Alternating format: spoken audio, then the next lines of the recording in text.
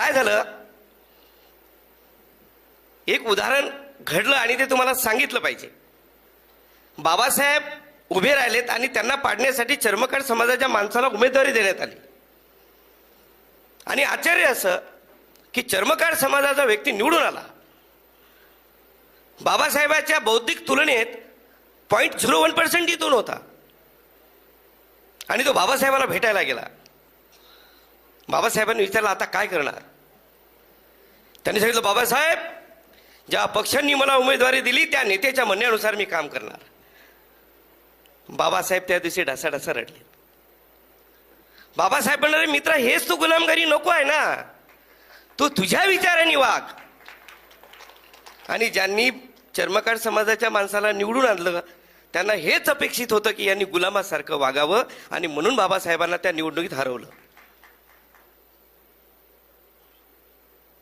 माझं असं म्हणणं आहे की उपवर्गीकरण हवं हे कोणी म्हटलंय, कोणी मागितलं? आणि अहवाल येऊ द्या, मग आपण त्याच्यावर बोलू. आपण टिकणार नाहीत. मुळात उपवर्गीकरण नकोच आहे, कारण त्यामागे मनुवादी विचारांचं एक कटकारस्थान आहे की हे जर संघटित राहिले तर आपलं काय. कारण हे काही खराचे भक्त नाही आहेत, हे बाबासाहेबांचे भक्त आहेत. म्हणून त्यांना भीती वाटते. आणि माफ करा सर, चित्र असं आहे की गेल्या 2 दशकामध्ये या शाहू फुले आंबेडकर विचाराच्या महाराष्ट्रात मराठा समाजाचं संघटन तोडलं, ओबीसी मराठा वाद निर्माण केले, आणि आता आपला नंबर लावला.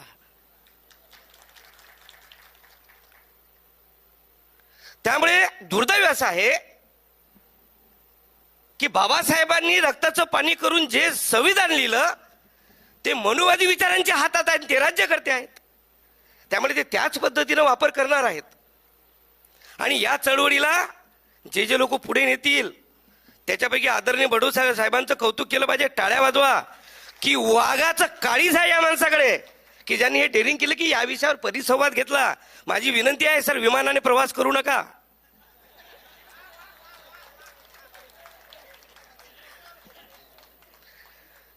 बाबासाहेब आंबेडकरांनी सांगितलं की धम्माला पाळणारा व्यक्ती हा दारिद्र्यात जगूच शकत नाही, म्हणून आम्ही स्वाभिमानी आहोत, मेहनतीने उभे झालो. आणि काय म्हणतात की भांडवलदाराच्या हातात जर लोकशाही केली तर ही लोकशाही राहणार नाही. म्हणून लॉर्ड बुद्धा चॅनलचा आभार कशासाठी आहे की जे जे भांडवलदार आहेत ते आमचा आवाज दाबून टाकतात, आणि लॉर्ड बुद्धांनी आमचा आवाज पुन्हा तुमच्यापर्यंत पोहोचवला. म्हणून लॉर्ड बुद्धाला तसंही विसरता येणार नाही आणि तसंही विसरता येणार नाही. म्हणून प्रत्येकाला विनंती आहे की लॉर्ड बुद्ध प्रत्येक घरात गेला पाहिजे आणि तो प्रत्येकाच्या मनातही उतरला पाहिजे. मला माझ्या शेजारी बसलेल्या माझ्या मित्रांनी विचारलं, सर तुमची भूमिका काय असणार आहे, विरोधात की समर्थनार्थ? माझ्या मनात प्रश्न आला की तुमचा बाप कोण आहे? तुम्हाला 2 पर्याय आहेत, 1 की 2. माझा एकच बाप आहे आणि माझं एकच मत आहे की आमचं एकच कुटुंब आहे आणि एकच कुटुंब राहणार आहे. याच्यात कधीही फुटाफाट होणार नाही, आणि ते फुटाफाट व्हावी म्हणूनच हे कटक कारस्थान आहे, ही गोष्ट लक्षात घेतली पाहिजे. त्याचं कारण आहे, न्याय यंत्रणा कोणाच्या हातात आहे? राज्यकर्ते कोण आहेत? अहो, कालचीच घटना आहे सर. एका व्यक्तीला जेलात टाकलं आणि कोर्टामध्ये सबमिशन दिलं की पोलिसांच्या नजर चुकीने हा गुन्हा दाखल झाला. याच्यापेक्षा मोठा विनोद कुठला असणार आहे? नजर चुकीने गुन्हा दाखल झालाय. म्हणण्याचं तात्पर्य असं आहे की आताचे राज्यकर्ते हे काही करू शकतात, पण त्या निळ्या वादळाला ते घाबरतात, आणि म्हणून ते वेगवेगळा रंग निर्माण करण्याचा प्रयत्न करतात. आणि या रंगामध्ये चर्मकार समाजाचा रंग हा सदैव निळाच असणार आहे, ही ठाम भूमिका आपली आहे. महाराष्ट्र चर्मकार महासंघाचे अध्यक्ष माननीय बबनरावजी घोलप हे कोणत्या पक्षात आहे मी सांगणार नाही, पण ठाम भूमिका घेतली की या समाजाचं जे काही आहे ते फक्त आणि फक्त विरोध नाही, आम्हाला नकोच आहे. मग विरोध करण्याचा प्रश्न काय? कारण की देणारा आणि करणाऱ्या व्यक्तीची नियत समजली आम्हाला, आम्हाला आमच्या बापापासून वेगळं करण्याचा प्रयत्न करता. हे कदापि होऊ देणार नाही महाराष्ट्रात. मित्रांनो, माफ करा पण थोडे 2 मिनिटं मी वेळ घेईल, कारण की चर्मकार समाजाबद्दल फारच गैरसमज निर्माण झालेला आहे. संत शिरोमणी संत रविदासांची जर आम्ही प्रतिमा पाहिली तर आम्हाला असं वाटतं ते स्वामी समर्थ आहेत. पण लक्षात घ्या, प्रसंग तुम्हाला ऐकवतो म्हणजे लक्षात येईल. हा खालच्या धर्माचा माणूस आहे म्हणून याला आमच्यासारखा उपदेश करता येणार नाही महाराज. त्याला आमच्यासारख्या माळा गंध लावता येईल नाही महाराज. आणि मग महाराजांची पेशी झाली. महाराजांच्या संत रविदासांना घेऊन गेले दरबारात की हा खालच्या दर्जाचा माणूस आमच्यासारखा कसा का राहतो. मग संत रविदासांनी सांगितलं, तू भी चमडे का मैं भी चमडे का.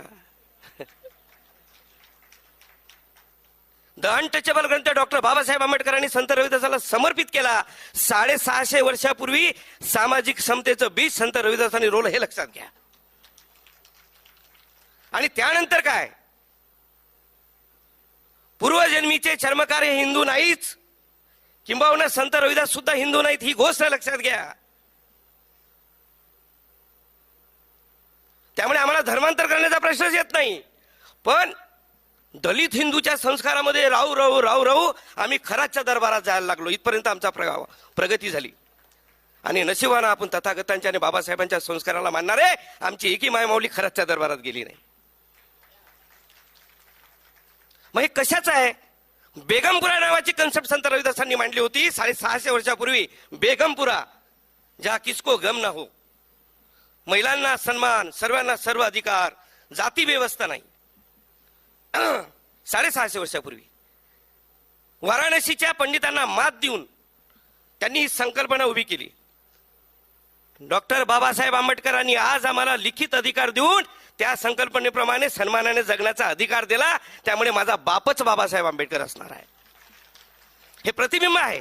बेगमपुरा या संकल्पनेचं प्रतिबिंब आहे. पण आता काय झालं,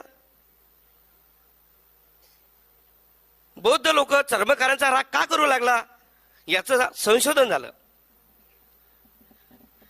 जे मनुवादी डोक्याचे आहेत त्यांच्या लक्षात आलं की तथागतांना मानणारे हे विज्ञानवादी लोक आहेत, हे बुवाबाजीला बळी पडणार नाहीत. मग काय केलं पाहिजे. मग मातंग, चमार, 59 जाती यांना संधी दिली. निवडणुकीच्या वेळेस आमदारकीसाठी सर्वप्रथम चर्मकारांना प्राधान्य दिले जाते. का. त्याच्यात गट्स आहेत म्हणून, त्याच्यामध्ये क्वालिटी आहे म्हणून नाही. आम्हाला बुद्ध नको, आम्हाला बुद्ध नको. हे भाडगावचे देशाच्या बाहेर जाताना म्हणतात हम बुद्ध के भूमी से आए हैं. चला, विचित्र परिस्थिती आहे. या देशात बुद्ध नको, बाहेर गेला की बुद्ध की भूमी से आए हैं. आणि जे बुद्ध गयाला आमचं धर्मस्थळ आहे त्याच्यात आम्ही नाही. अरे बाबा, तू तुझा धर्म पाळणं एवढा चांगला आहे तर नाही, तिथं आम्ही नाही आहे. म्हणून माझा सर स्पष्ट आरोप आहे, उपवर्गीयकरण हे काही जाती व्यवस्था आणि आरक्षणाचं नाही आहे. बुद्ध धर्माचा प्रचार थांबावा, बुद्ध थांबावा, हा कटकारस्थान आहे. त्यामुळे मांग, मातंग, चमार 59 जातीने विचार करू नये. तुमच्या पाठीले पोटाले गाळगं होता हे विसरू नका. ते सोडवलं कोण हे लक्षात घ्या आणि आमिषाला बळी पडू नका. आमचे लोकप्रतिनिधी जोकरासारखे संसदेमध्ये उभे राहतात. जोकर आहेत, जोकर. समजलं तुम्ही. मला आठवलं म्हणून बोललो.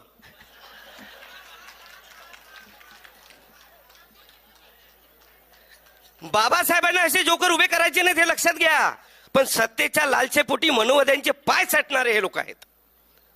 म्हणून माझी विनंती आहे की जेव्हा निवडणूक येते ना बंधूंनो, तेव्हा कोणी कितीही काही आमिष दाखवले तर माफ करा, पण बडोले साहेबांसारख्या व्यक्तीला स्वतःच्या खर्चानं निवडून आणलं पाहिजे, हे शपथ आज आपण घेतली पाहिजे. हे सामाजिक संरक्षण देणं गरजेचं आहे. पण ते इलेक्शनच्या वेळेस आपले डोके वेगळे होतात. आम्ही इलेक्शनच्या आधी चमार असतो आणि इलेक्शनच्या वेळेस आम्ही हिंदू होतो. इलेक्शनच्या आधी आम्ही चमार आहोत आणि इलेक्शनच्या वेळेस आम्ही हिंदू होतो. आणि त्याच्यानंतर आम्ही दलित हिंदू होतो.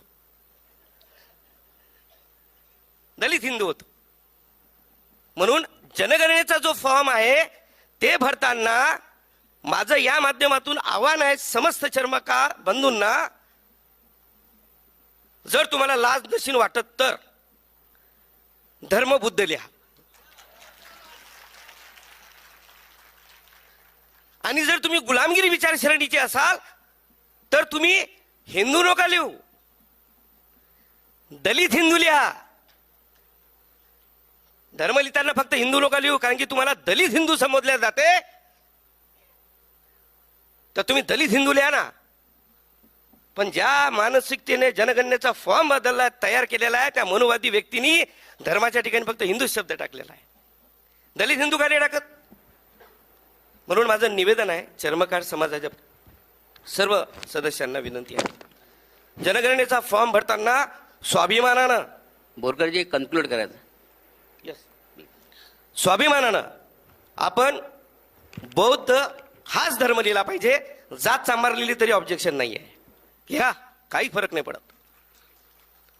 त्यामुळे आता या सर्व गोष्टींचा सार काय असणार आहे की माझा पहिला ऑब्जेक्शन आहे की जसं लाडकी बहीणबद्दल आम्ही पैसे मागितले नाही, तुम्ही जबरदस्तीने आम्हाला दिले, आणि काय झालं परिणाम स्वरूप सर, विद्यार्थ्यांच्या शिष्यवृत्ती भेटली नाही, विधवा महिलांचे पेन्शन्स भेटले नाहीत, आणि लाडक्या बहिणींना तुम्ही पैसे देताना आता तर नवीन बातमी आली की टेक्नॉलॉजी एवढी डेव्हलप केली आहे की फक्त SC महिला त्याच्यातून वगळण्यात आल्या या इन्स्टॉलमेंटमध्ये. हां, आपल्याला आर्थिक दारिद्र्य कसं निर्माण होईल याचंही कटकारस्थान आहे. म्हणून मला असं वाटतं की बौद्धांनी सुद्धा बौद्धाला तपासण्याची गरज आहे आणि चर्मकारांनी सुद्धा चर्मकारांना तपासण्याची गरज आहे. असं तर नाही की बाबासाहेबांचा फोटो घेऊन मनोवादी डोक्यांना आपल्याला लुबाडतोय. याला थांबलं पाहिजे, याला रोखलं गेलं पाहिजे. हे निवेदन या ठिकाणी करतो आणि दोनच गोष्टी या ठिकाणी सांगतो. एक, मला त्यांच्याकडून सूचना आली त्यामुळे मी थांबलो. ठीक आहे मित्रांनो, सर्वांचा सन्मान ठेवू, कारण की अनेक लोक बोलणारे आहेत. मी तुमच्या सर्वांचा सन्मान ठेवतो आणि तुमच्या माध्यमातून, लॉर्ड बुद्धाच्या माध्यमातून असंख्य लोक हे ऐकतायत. पण हे स्पष्ट विचार आहेत, याच्यात कुठलाही दुगलेपणा नाही आहे, हे तुम्हाला स्पष्ट सांगतो. पण माझा दुसरा एक विचार आहे की तथागतांच्या विचारांना रोखण्यात यांना काय वाटतं बा, काय भीती वाटते. आणि मला स्वाभिमानानं जे अभिमान वाटतं, कारण की तथागतांनी बाबा सांगितलेल्या विचारामध्ये उहाबाजी नाही आहे, विज्ञानवाद आहे, आणि हे जग विज्ञानवादावर चालतं. आणि 650 वर्षापूर्वी संत रविदासांनी वास्तविकता आणि विज्ञानवाद सांगितलेला आहे. त्यामुळे बौद्ध धर्मीय लोकांना विनंती आहे की एखादा चर्मकार असला आणि तो हिंदू संस्कृतीमध्ये जर जास्त वावरत असेल तर त्याचा रोष किंवा त्याचा राग नका करू.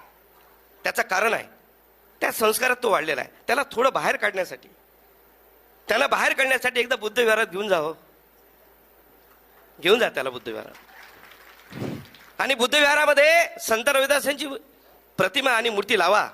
कारण काय झालं, ठिकाण चुकलेलं आहे, ते मंदिरात बसल्यामुळे आरत्या म्हणून राहिले. संत रविदास बुद्ध विहारात पाहिजे, UP बिहारमध्ये बुद्ध विहारात आहेत. हे ठिकाण आपण बदललं पाहिजे. मित्रांनो, अनेक गोष्टी बोलायच्या आहेत, पण आता कुठेतरी थांबलं पाहिजे. आयोजकांनी संधी दिली त्याबद्दल मी या ठिकाणी मनापासून सर्वांचा